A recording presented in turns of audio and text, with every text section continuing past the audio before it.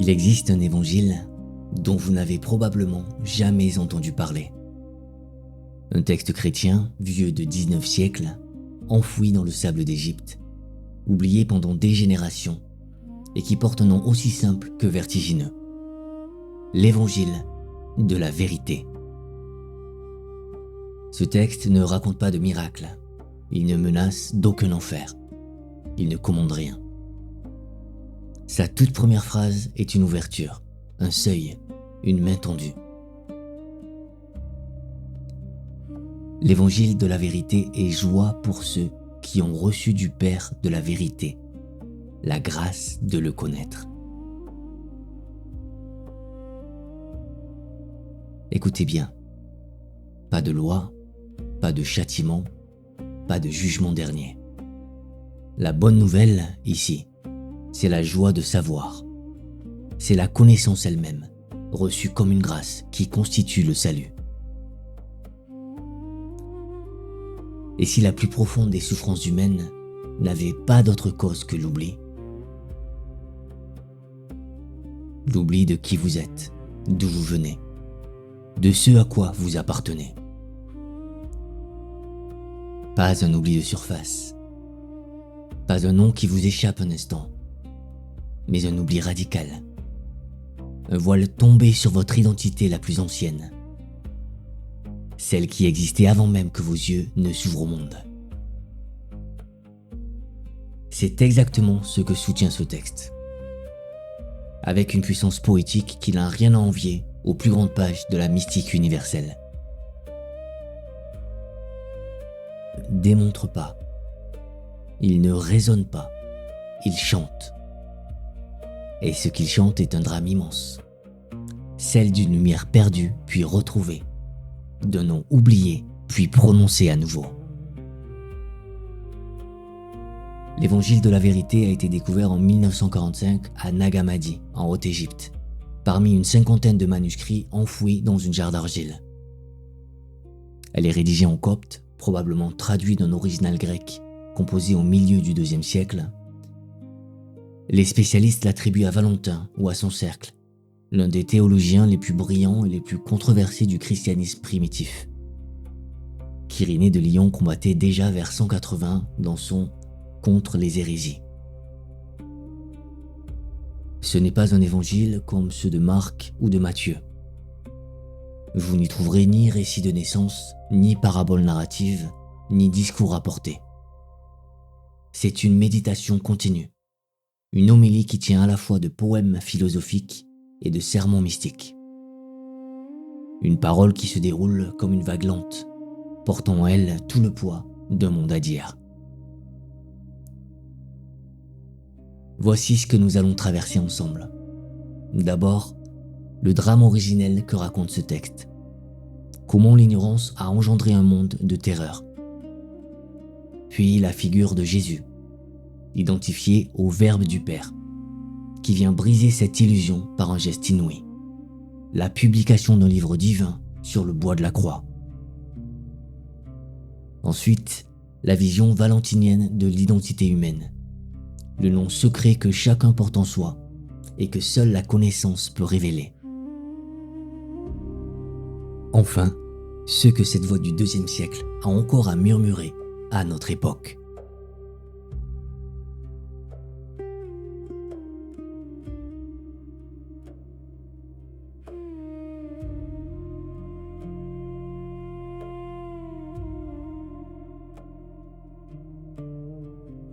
Au commencement, il y a le Père.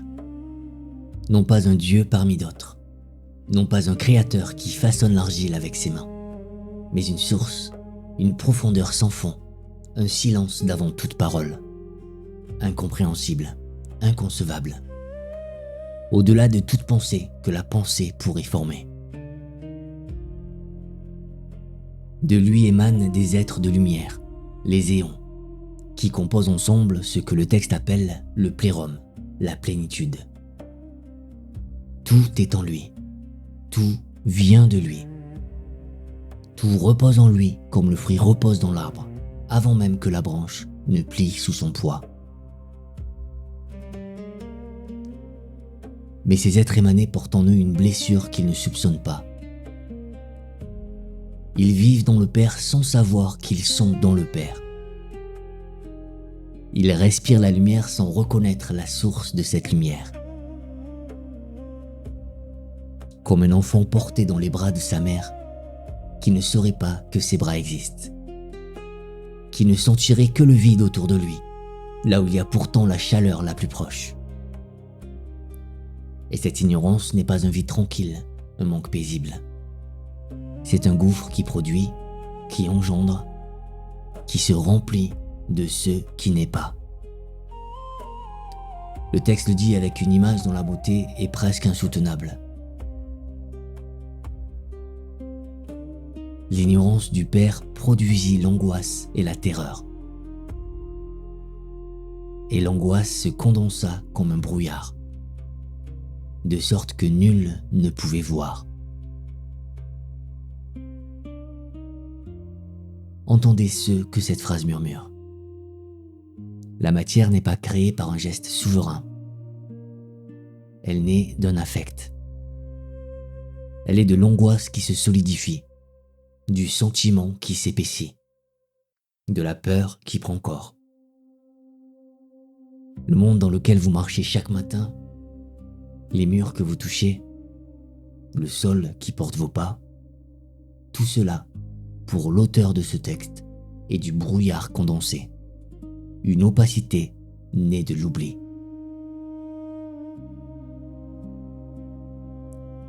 De cette angoisse première surgit une figure, l'erreur. Le texte grec la nomme planée, et il la personnifie comme une entité presque vivante, presque consciente, mais dépourvue de racines. L'erreur n'est pas un démon qui choisit le mal par volonté. Elle est une conséquence, un sous-produit, une ombre projetée par un manque. Elle travaille à sa propre matière dans le vide. Elle fabrique un monde de substitution. Elle construit une maison sans fondation.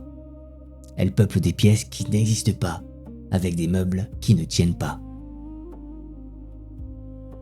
Le monde sensible, dans cette vision, n'est pas une création intentionnelle, c'est un accident. Le résidu d'une absence. Et nous vivons dans ce résidu. Nous marchons dans ce brouillard devenu sol. Nous respirons cette angoisse devenue air, sans soupçonner qu'il y a autre chose, qu'il y a toujours eu autre chose. Mesurez la distance qui sépare cette vision du récit que vous connaissez peut-être. Ici, pas de péché originel commis par un homme et une femme dans un jardin. La chute n'est pas morale, elle est cognitive. Le mal n'est pas une désobéissance, c'est un défaut de lucidité. Personne n'a fauté. Personne n'a transgressé un interdit. Quelqu'un, simplement, a oublié. Et cette idée, formulée au IIe siècle dans un désert d'Égypte, traverse les siècles pour rejoindre les questionnements que la philosophie occidentale ne retrouvera pleinement qu'avec l'existentialisme. L'angoisse comme condition première, le monde comme opacité, l'être humain jeté dans un univers qu'il ne comprend pas. Si le monde est le fruit de l'ignorance, alors le salut ne peut venir que de la connaissance. Et c'est précisément ce qu'apporte la figure centrale du texte.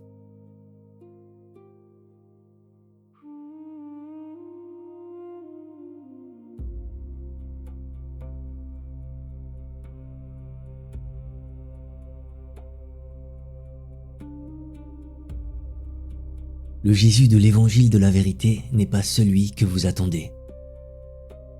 Il n'est pas d'abord un faiseur de miracles, ni un législateur, ni un juge assis sur un trône de nuée. Il est le Verbe, le Logos du Père, la parole rendue audible dans un monde sourd. Il est venu, dit le texte, dans la ressemblance de la chair, non pour condamner ceux qui souffrent de l'ignorance, car ils souffrent déjà assez, mais pour dissiper le brouillard, pour allumer une lampe dans la chambre obscure, pour prononcer enfin ce que le silence retenait. Et le texte déploie alors l'une de ces images les plus saisissantes. Le Père de toute éternité a écrit un livre vivant, un livre qui contient la vérité de toutes choses, les noms de tous les êtres, le sens de tout ce qui existe.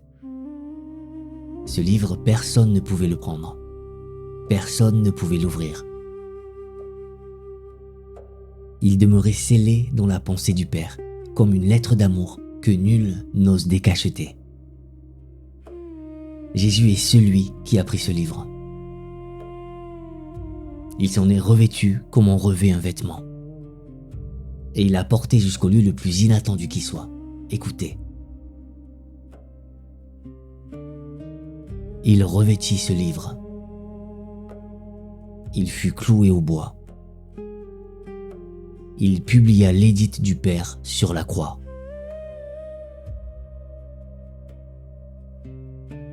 La croix comme lieu d'édition.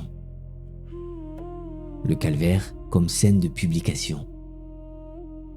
Le testament du Père, scellé depuis l'origine des origines, devient enfin lisible au moment même où le Fils meurt. L'instrument de torture se transforme en pupitre de lecture. Le bois qui devait tuer devient le support qui révèle. Il y a dans cette image un génie poétique qui dépasse la théologie, qui touche à ce que la parole humaine peut offrir de plus dense et de plus vrai. La mort du Christ n'est pas un sacrifice sanglant offert à un Dieu en colère. C'est l'ouverture d'un livre que le monde attendait sans le savoir.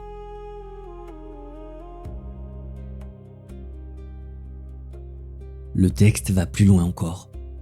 Jésus, cloué au bois, devient un fruit de la connaissance du Père.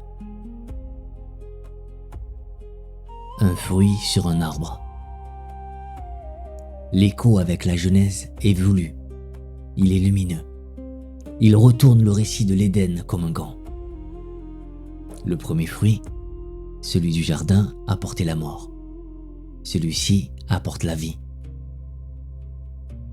L'erreur a persécuté Jésus, elle a traqué, elle a détruit, croyant l'anéantir. Mais en tuant le porteur de vérité, elle a signé sa propre fin. La persécution de l'erreur est le geste même par lequel elle se dissout. Et puis vient un passage que vous n'oublierez pas.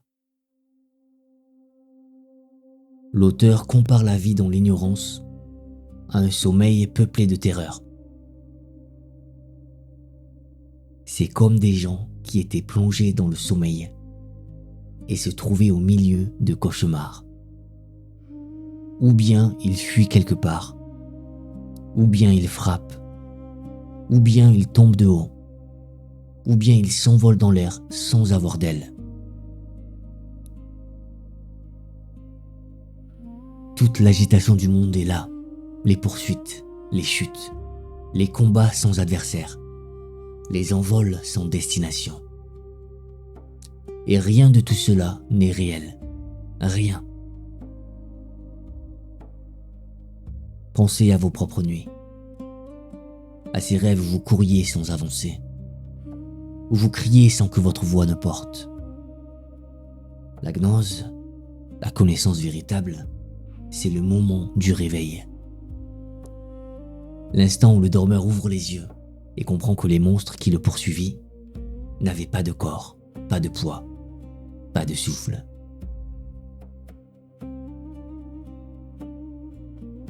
Quand la connaissance s'est approchée de tous ces cauchemars, elle n'est rien pour eux, car ils ne sont rien. Platon, 5 siècles plus tôt, avait parlé d'ombre sur le mur d'une caverne. Mais chez Platon, c'est la perception qui est trompée. Chez Valentin, c'est la condition tout entière qui est onirique. Ce n'est pas le regard qu'il faut corriger, c'est le dormeur qu'il faut éveiller. Reste une question. Si le réveil est possible, à quoi s'éveille-t-on? Qu'y a-t-il au-delà du cauchemar? L'évangile de la vérité répond par un mot qui porte en lui tout le poids de la vie. Le non.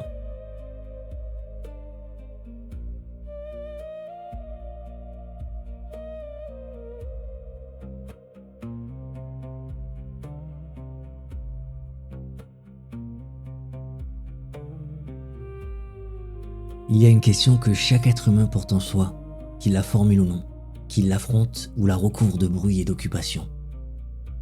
Qui suis-je? D'où viens-je? Où vais-je? L'évangile de la vérité place cette question au cœur même du salut. Connaître Dieu et se connaître soi-même sont un seul et même geste, un seul et même éveil. Et l'auteur exprime cette idée à travers un thème d'une profondeur vertigineuse. Le non. Dans ce texte, le non n'est pas une étiquette. Il n'est pas un mot que l'on écrit sur une enveloppe ou que l'on prononce pour appeler quelqu'un à table. Le non est l'être même, l'identité véritable, la vibration originelle de ce que vous êtes dans la pensée du Père. Et le texte pose une équation dont chaque mot pèse une éternité. Le nom du Père, c'est le Fils.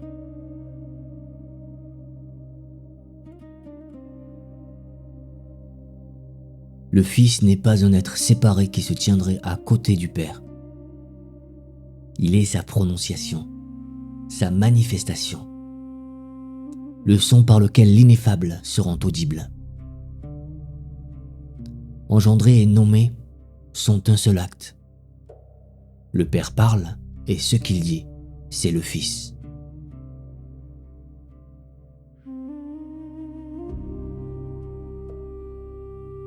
Mais cette théologie du nom ne concerne pas seulement le Christ. Chaque être issu du Père possède aussi un nom, une identité véritable que seul le Père connaît, une note unique dans la symphonie du plérum. Ceux qui n'ont pas reçu leur nom errent dans l'ignorance, comme des lettres qui n'auraient pas trouvé leur destinataire. Ils marchent, ils parlent, ils agissent, mais quelque chose en eux demeure muet, inachevé, en attente. La gnose, c'est l'instant où ce nom vous est enfin rendu, où vous êtes appelé, où le texte murmure que celui qui doit avoir la connaissance, c'est d'où il vient et où il va.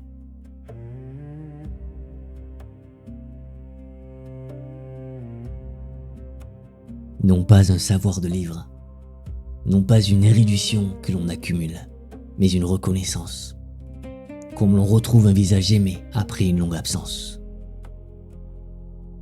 La symbolique s'approfondit encore. Le Père oint ses enfants de son parfum, et ce parfum, c'est la connaissance. Le mot grec chrisma, l'onction, a donné Christos, le oint. Être chrétien dans la vision de Valentin, c'est littéralement être parfumé de connaissance, porter sur soi l'odeur du Père. Traverser le monde en laissant derrière soi, sans même le vouloir, un sillage de lumière. Et l'auteur décrit les êtres comme des vases. Certains sont pleins et scellés, intacts, débordants. D'autres sont vides, d'autres brisés, d'autres répandus sur le sol. Le Père remplit ceux qui peuvent contenir. Il purifie ceux qui sont altérés. L'image est d'une simplicité désarmante et d'une justesse absolue. Vous êtes un contenant. Et la question de votre vie est de savoir ce qui vous remplit, ce qui vous traverse, ce qui reste en vous quand le bruit s'éteint.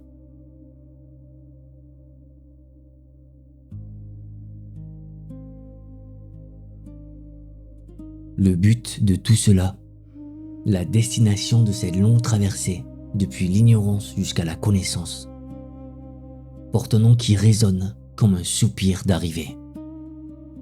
Le repos. Le mot grec est anaposis.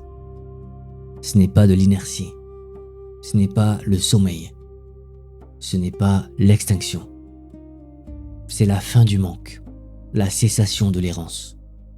Le retour dans le Père comme l'eau retourne à la mer, comme le souffle retourne au vent, comme la note retourne au silence d'où elle est née.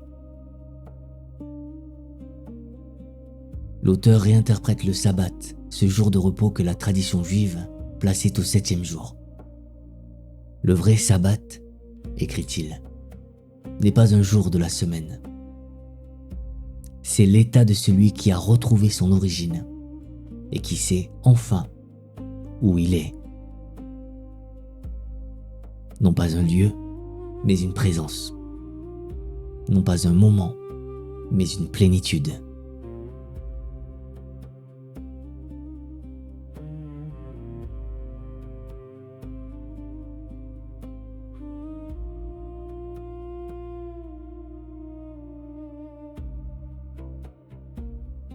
Nous avons traversé ensemble un paysage immense, et il est temps de s'arrêter un instant pour regarder le chemin parcouru.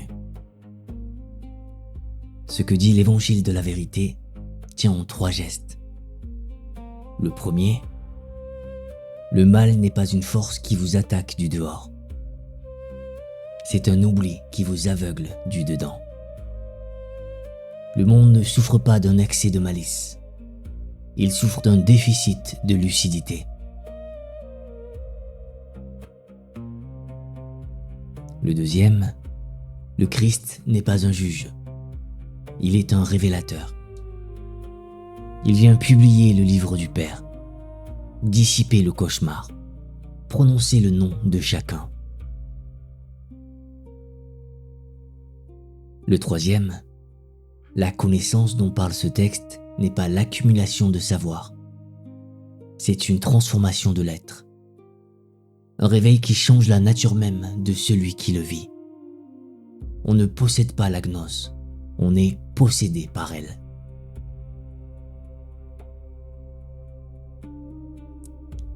Ce texte a été condamné comme hérétique. Il a été enterré. 18 siècles ont passé sur son silence. Et il a ressurgi du sable égyptien en 1945, au moment précis où la philosophie européenne, avec Heidegger et Hans Jonas, découvrait les thèmes de l'angoisse, de l'inauthenticité, de l'être jeté dans un monde opaque. Jonas, lui-même spécialiste du gnosticisme, a montré combien la condition décrite par les valentiniens ressemblait à celle que l'existentialisme cherchait à nommer. Lire ce texte, c'est aussi découvrir que le christianisme des origines n'a jamais été une pensée unique. Il était un champ de tensions vives, d'interprétations rivales, de visions concurrentes de l'humain et du divin.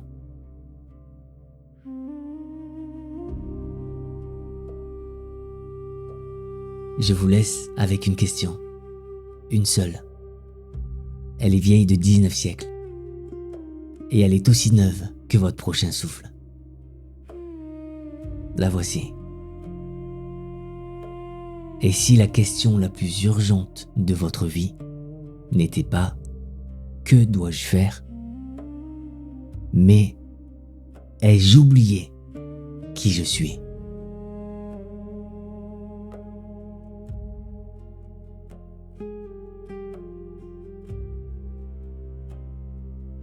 C'est cette question que l'évangile de la vérité continue de poser, avec la douceur et l'intensité d'un texte qui n'a jamais cessé d'attendre ses lecteurs.